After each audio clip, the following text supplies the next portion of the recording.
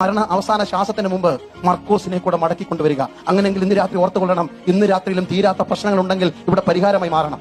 ആവേശത്തോടെ കൈയടിക്കുന്ന, ആവേശത്തോടെ കൈയുയർത്തുന്ന, അന്യഭാഷ ചറവറ പറയുന്ന, പ്രസംഗം നിർത്താതെ പ്രസംഗിക്കുന്ന, എന്നോടും നിങ്ങളോടും ആത്മാവിൽ ദൂത് പറയുന്നു. ആരോടെങ്കിലും വിരോധവും വിദ്വേഷമുണ്ടെങ്കിൽ കാലിൽ മരണക്കിടക്കിയുടെ നീളം അറിയാത്തത് കൊണ്ടും നാഴി അറിയാത്തത് കൊണ്ടും ഇന്ന് രാത്രി മടക്കിക്കൊണ്ടുവരേണ്ടതെല്ലാം മടക്കിക്കൊണ്ടുവരണം. നിരക്കേണ്ടത് നിരക്കണം, അല്ല ക്രമീകരിക്കേണ്ടത് ക്രമീകരിക്കണം, വിട്ടുമാറേണ്ടത് വിട്ടുമാറണം, ചേർക്കേണ്ടത് ചേർക്കണം.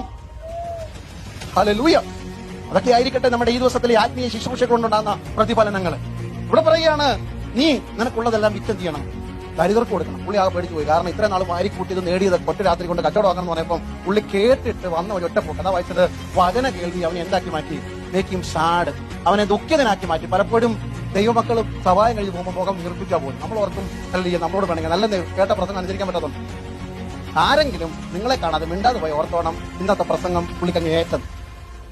നിങ്ങൾ ഓർക്കണം, എന്നാലും അവൻ എന്നെ ഒന്ന് കണ്ടിട്ട് എന്ത് ചെയ്തില്ല, മിണ്ടിയില്ല. ഇന്നോട്ട് ആ പ്രശ്നം തീർന്നല്ലോ. അപ്പം വചന കേൾവി. അപ്പം എന്താണ്? അപ്പൊ യേശു എന്നിട്ട് താഴോട്ട് വിശദീകരിച്ചു എന്താ ഈ കാരണം, പ്രമാണം കേട്ടോണം.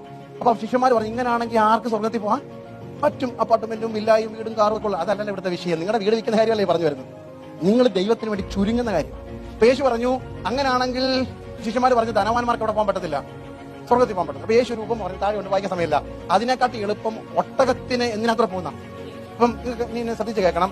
യേശു ഒരു നിങ്ങളെല്ലാം സൂചി കണ്ടിട്ടുള്ളവരുണ്ട്. ഞാനൊക്കെ സ്കൂളിൽ പഠിക്കുമ്പോൾ അന്ന് തയ്യലൊക്കെ പഠിച്ചത് നിങ്ങൾ പഠിച്ചോളൂ.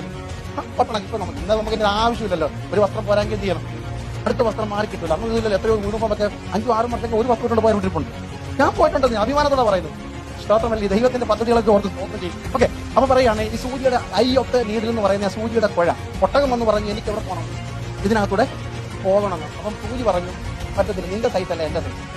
അതുകൊണ്ട് നിനക്ക് അകത്ത് പോകണം എന്നുണ്ടെങ്കിൽ നീ എന്റെ സൈറ്റിലേക്ക് ചുരുങ്ങണം. അതാ സ്വർഗരാജ്യത്തിന്റെ വഴി.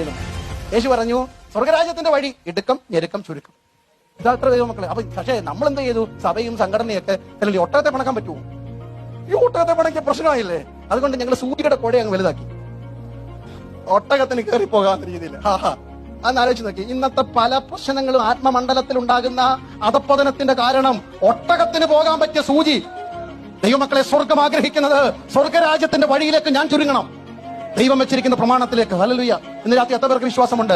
ദൈവം ആഗ്രഹിക്കുന്ന വചനത്തിന്റെ വിശാലതയിലേക്ക്, വചനത്തിന്റെ പ്രമാണയിലേക്ക് എന്റെ അളവും എന്റെ അതിരും കൊണ്ടുവരുന്നതാ നിത്യതയുടെ പ്രവേശനം. വചനം നിങ്ങളെ ദുഃഖിപ്പിച്ചെങ്കിൽ ഇന്ന് രാത്രി വചനം പുറംകാല് കൊണ്ട് എറിഞ്ഞിട്ട് മടങ്ങിപ്പോകുകയല്ല, വചനത്തിന്റെ സൈസിലേക്ക് വീണിട്ടു. Shrink to the size of the word of God. ദൈവവചനത്തിന്റെ സൈസിലേക്ക് ഞാനും നിങ്ങളും ആയി തീരുന്നതാ കൃപയുടെ പ്രമാണം.